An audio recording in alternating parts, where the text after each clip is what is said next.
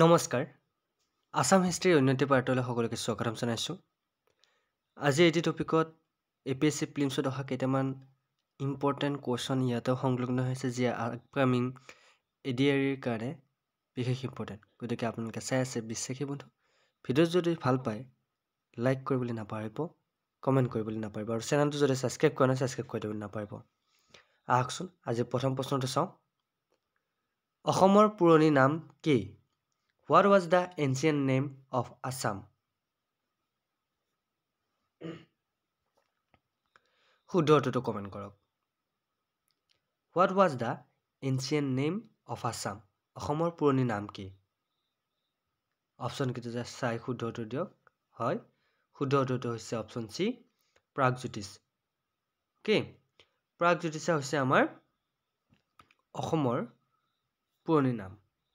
Next question number 2. তলৰ কোনখন মহাকাব্যক অসমৰ প্ৰাক ঐতিহাসিক যুগৰ সৰ্বোচ্চ উৎস বুলি গণ্য কৰা হয় এই কোৱেশ্যনটো এপিএসসি প্ৰিলিমছত আহিছিল 2001ত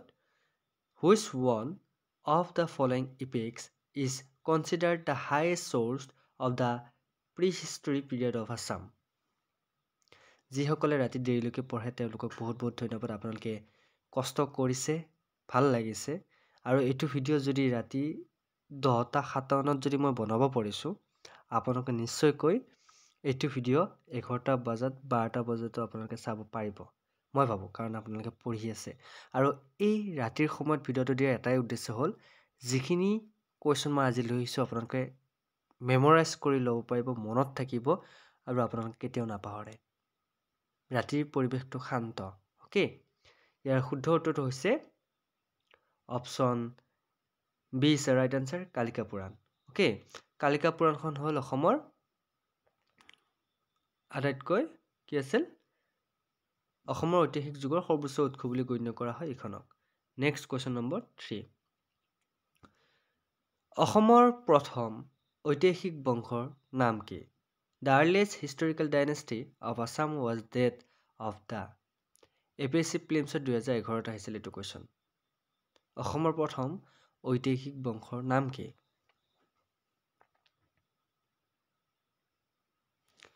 ইয়াৰ শুদ্ধ উত্তৰটো হৈছে অপশ্যন yes ইয়াৰ শুদ্ধ উত্তৰটো হৈছে অপশ্যন বি বৰ্মা ডাইনেষ্টি হৈছে অসমৰ আটাইতকৈ পুৰণা ডাইনেষ্টি নেক্সট কোৱেশ্যন নম্বৰ 4 অসমৰ ইতিহাসক কেইটা ভাগত বিভক্ত কৰিব পাৰি The history of Assam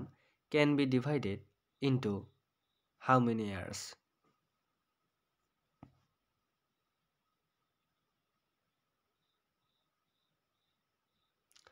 অসমৰ ইতিহাসক 4টা ভাগত বিভক্ত কৰিব পাৰি অপশ্যন এ আছে ৰাইট আনসাৰ আশা কৰো আপোনাৰ কোৱেশ্যন কেইটা চাইছে নেক্সট কোৱেশ্যন নম্বৰ 5 প্ৰাগজ্যোতিষৰ ৰাজধানী ক'ত আছিল The capital of Pragjyotisha was প্ৰাগজ্যোতিষৰ ৰাজধানী ক'ত আছিল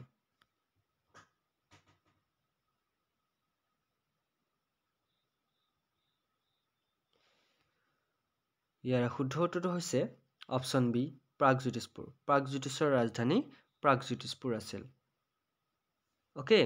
নেক্সট কোৱেশ্যন নম্বৰ 6 প্ৰাগজ্যোতিষৰ প্ৰথম ৰজাজনৰ নাম কি আছিল Who was the earliest king of Pragjyotisha বহুত ইম্পৰ্টেণ্ট কোৱেশ্যন ডিসকাস কৰিছো আজি যিকেইটা কোৱেশ্যন বিভিন্ন ধৰণৰ এক্সামত আহিবলগা ইম্পৰ্টেণ্ট হয় গতিকে যদি ভিডিঅ'টো চাই আছে লাইক কৰি দিবলৈ নাপাহৰিব আৰু চেনেলটো যদি নতুন বা প্ৰথম চেনেল সাবস্ক্ৰাইব কৰি দিবলৈ নাপাহৰিব মই যোৱাকালিও কৈছো মোৰ গাটো অকণমান অসুস্থ তথাপিও আপোনালোকৰ মৰমৰ বিনিময়ত ভিডিঅ' লৈ আহিছো দেহাটো সুস্থ হ'লে আকৌ সদায় ডেইলি ৰেগুলাৰলি ভিডিঅ' লৈ আহিম আপোনালোকৰ বাবে তেতিয়ালৈকে অকণমান মৰম দিয়ক আৰু পৰলৈকে চেষ্টা কৰি আছো আনিবলৈ প্ৰাগজ্যোতিষৰ প্ৰথম ৰজাজনৰ নাম আছিল কি আছিল মহিৰংগ দানৱ মনত থাকিব মহিৰংগ দানৱ হৈছে প্ৰাগজ্যোতিষৰ প্ৰথম ৰজা next question number 7 What was the dynasty of Mahiranga দানৱৰ বংশৰ নাম কি আছিল মহিৰংগ দানৱৰ বংশৰ নাম কি আছিল কমেন্ট কৰকচোন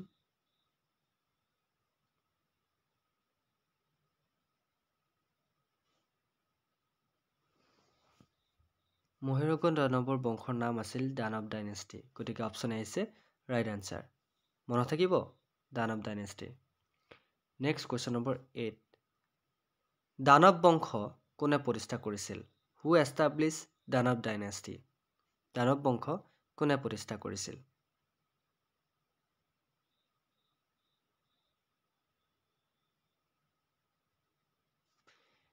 Yes, the right answer is option D, Mahiranga দানৱ এইমাত্ৰ মই কৈছোৱে মহীৰংগ দানৱে দানৱ বংশ প্ৰতিষ্ঠা কৰিছিল next question number 9 The word Mahiranga is derived from which Sanskrit word কোন সংস্কৃত শব্দৰ পৰা মহীৰংগ শব্দৰ উদ্ভৱ হৈছে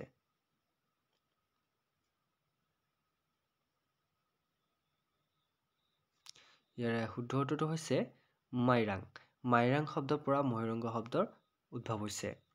নেক্সট কুৱেশ্যন নম্বৰ 10 দানৱ বংশৰ শেষ ৰজাজনৰ নাম কি আছিল who was the last king of Danava dynasty Danava বংশৰ শেষ ৰজাজনৰ নাম কি আছিল ইয়াৰ শুদ্ধ উত্তৰটো হৈছে ঘটকচূড়া তেখেত আছিল দানৱ বংশৰ শেষ ৰজা গতিকে অপশ্যন বি হৈছে right answer next question number 11 ঘটকচূড়া was killed by which king বা শতকাসুৰক কোনে হত্যা কৰিছিল শতকাসুৰ আছিল দানৱ বংশৰ শেষৰজন ৰজা আৰু শতকাসুৰক কোনে হত্যা কৰিছিল অপশ্যন কেইটা দিয়া আছে শুদ্ধ উত্তৰটো কমেন্ট কৰক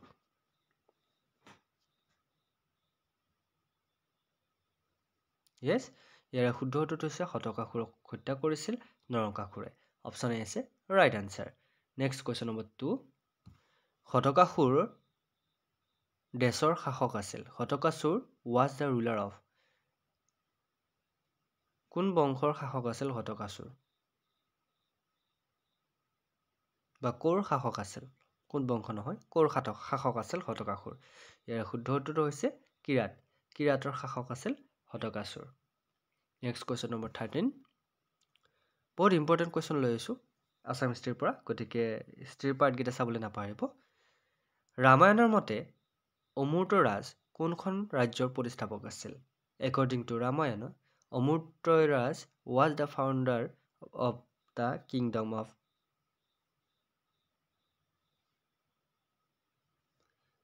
ৰামায়ণৰ মতে অমূৰ্ত ৰাজ প্ৰাগজ্যোতিষৰ খনৰ ৰাজ্যৰ প্ৰতিষ্ঠাপক আছিল নেক্সট কুৱেশ্যন নম্বৰ 15 কুৰুক্ষেত্ৰৰ যুদ্ধত কৌৰৱৰ পক্ষত কোনে যুদ্ধ কৰিছিল who fought in the battle of Kurukshetra on the side of Kaurava কৌৰৱৰ পক্ষলৈ কোনে যুদ্ধ কৰিছিল কুৰুক্ষেত্ৰত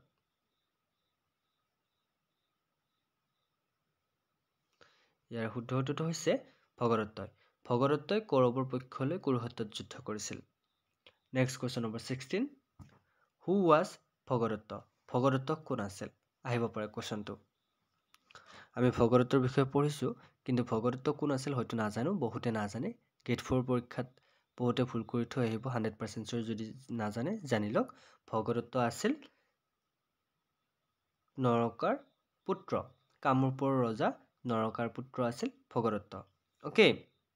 son of Kamrup king option A is the right answer next question number 17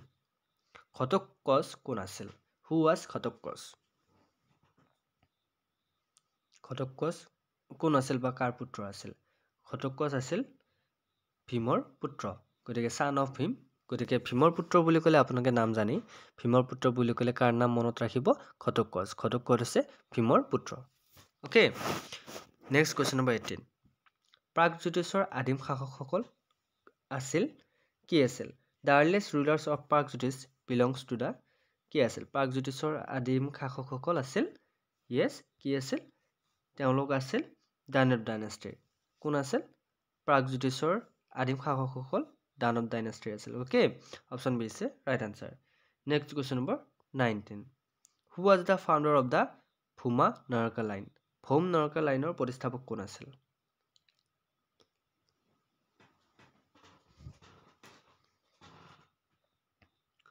ভৌম নৰকা লাইনৰ প্ৰতিষ্ঠাপক আছিল নৰকাসুৰ গতিকে option C is right answer next question number 20 কামৰূপৰ ৰাজকুমাৰী অমৃতপ্ৰভা আৰু কাশ্মীৰৰ ৰজা মেঘবানৰ বিবাহৰ বিষয়ে উল্লেখ আছে কিহত উল্লেখ আছে The marriage of Kamrupa Princess Amrita Prabha and Kashmir King Meghavana is mentioned in ক'ত উল্লেখ আছে তেওঁলোকৰ বিষয়ে তেওঁলোকৰ কথা কলহানা ৰাষ্ট্ৰংগনীত উল্লেখ আছে option C is right answer next question number 21 The western limit of Kamrupa Kingdom has been defined in Kamrup ৰাজ্যৰ পশ্চিম সীমা নিৰ্ধাৰণ কৰা হৈছে কিহৰ দ্বাৰা নিৰ্ধাৰণ কৰা হৈছে পশ্চিম সীমাটো কামৰূপ ৰাজ্যৰ পশ্চিম সীমা নিৰ্ধাৰণ কৰা হৈছে যোগিনী তন্ত্ৰৰ দ্বাৰা ওকে কিহৰ দ্বাৰা নিৰ্ধাৰণ কৰা হৈছে যোগিনী তন্ত্ৰৰ দ্বাৰা গতিকে option B is the right answer গতিকে বন্ধুসকল ভিডিওটো যদি এতিয়ালৈকে চাই আছে তেনেহলে আপোনালোকে মোক কমেন্ট কৰিবলৈ নাপাহৰিব yes 21 বুলি আপোনালোকে কমেন্ট কৰক তেতিয়া মই গম পাম যে আপোনালোকে 21 কোৱেশ্চনটোলৈকে চাই আছে নেক্সট কোৱেশ্চন নম্বৰ 22 পৰমভ তৰাক উপাধি কোনে ধাৰণ কৰিছিল who assumed the title of পৰমভ তৰাক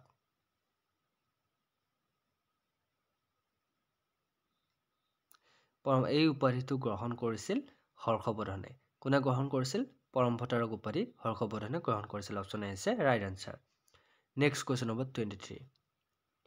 Kamrup বংশৰ প্ৰথম মুছলমান আক্ৰমণক কোনে প্ৰতিহত কৰিছিল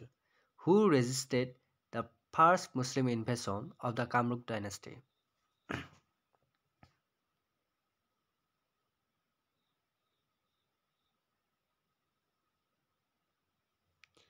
The right answer is option A, Prithu. Okay, Kamrup বংশৰ প্ৰথম মুছলমান আক্ৰমণক পৃথুই প্ৰতিহত কৰিছিল option A is right answer. Next question number 24. অসমৰ প্ৰথম ৰজা কোন আছিল? Who was the first king of Assam? আমি সকলোৱে জানো অসমৰ প্ৰথম ৰজা কোন আছিল? চুকাফা। হয়নে? আহোম ৰাজ্য প্ৰতিষ্ঠা কৰিছিল 1228 চনত চৰাইদেউ চুকাফাই গতিকে স্বগত চুকাফা চৰাইদেউ নহয় সৰি 1228 চনৰ পৰা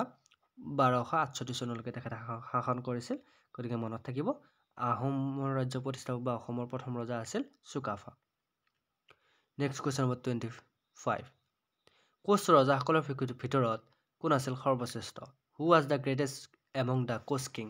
গ্ৰেটেষ্ট কোচ কিং বুলি ক'লে কাক জনা যায় আহিব পাৰে কিন্তু সৰ্বশ্ৰেষ্ঠ ৰজা কোচ ৰজা কোন আছিল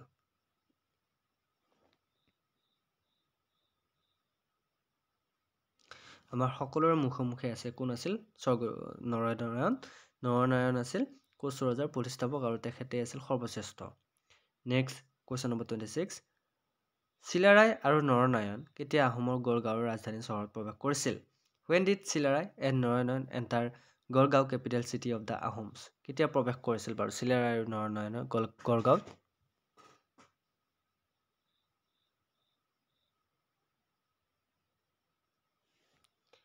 Yes, the right answer is option A,